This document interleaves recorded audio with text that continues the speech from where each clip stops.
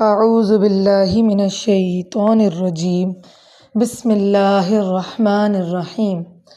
آج کا سوال جو ہمارے پاس آیا ہے وہ یہ ہے کہ واشنگ مشین میں کپڑوں کو پاک کرنے کا کیا سسٹم ہوگا۔ اس کا جواب شریعت مطہرہ کی روشنی میں کچھ 3 صورتوں پر مبنی ہے۔ پہلی صورت تو یہ ہے کہ آپ کو یہ بات پتہ ہو کہ کون سے کپڑے ناپاک ہیں اور کون سے پاک ہیں۔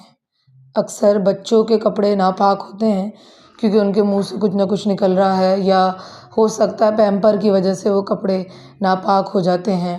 خواتین کے کپڑے بھی ہو سکتے ہیں ناپاکی کی حالت میں۔ تو کچھ کپڑے ایسے ہوتے ہیں جو ناپاک ہیں اور آپ کو پتہ ہے، آپ نے ان ناپاک کپڑوں کو الگ رکھا ہوا ہے اور پاک کپڑے الگ ہیں۔ تو اب واشنگ مشین میں ناپاک کپڑے کیسے دھوئے جائیں؟ تو پہلے آپ ان ناپاک کپڑوں کو الگ سے پاک کر لیں گے، یعنی آپ نے 3 دفعہ انہیں پانی کے نیچے سے گزار لیا اور نچوڑ دیا اور پھر انہیں واشنگ مشین میں ڈال دیا، تو اب تو یہ سب کپڑے پاک ہیں۔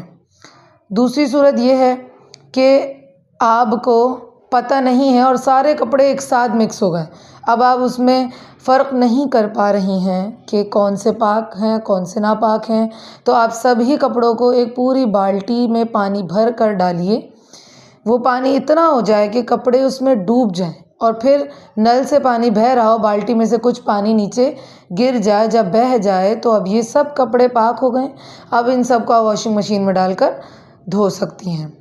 تیسری صورت یہ ہے کہ آپ کو پتہ نہیں تھا اور آپ کسی میڈ سے یا ماسی سے کپڑے دھلواتی ہیں اور اس نے سارے کپڑے واشنگ مشین میں ڈال دیے، اب ناپاک کون سے ہیں پاک کون سے ہیں، سب کپڑے ناپاک ہو گئے۔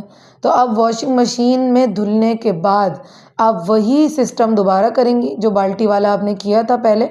واپس سارے کپڑے بالٹی میں ڈال کر ان کو بھگو کر اتنا ہو جائے کہ وہ کپڑے ڈوبیں اور ان کے اوپر پانی ہو، اور پھر نل کھول دیں کہ پانی تھوڑا سا بالٹی سے بہہ جائے، تو اب یہ کپڑے پاک ہو گئے ہیں۔ وما توفیقی الا